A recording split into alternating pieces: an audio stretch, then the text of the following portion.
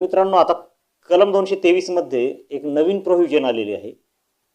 ती प्रोव्हिजन निश्चितच जे लोक कायद्याचा मिसयूज करतात, कायद्यातील लूप होल्सचा मिसयूज करतात, अशा लोकांनी मिसयूज करू नये, लूप होल्सचा फायदा घेऊ नये म्हणून एक नवीन तरतूद आणि खरंच चांगली तरतूद आलेली आहे. ती म्हणजे की प्रायव्हेट कंप्लेंट ट्रीट केल्यानंतर, म्हणजे की तुमचा अर्ज प्रायव्हेट कंप्लेंट ट्रीट केल्यानंतर कोर्टाने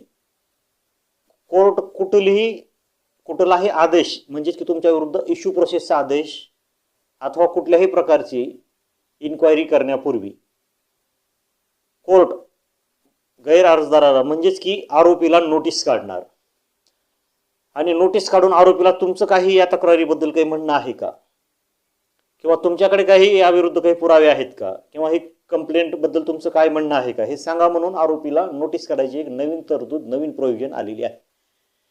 आणि ही प्रोव्हिजन एक सुवर्णसंधीच आहे, जे की निष्पाप निरपराध लोक आहेत, ज्यांना की कायद्याचा गैरवापर करून किंवा कायद्यातील काही त्रुटींचा गैरवापर करून, त्याचा वापर करून काही जणांविरुद्ध विनाकारण केसेस दाखल केले जातात.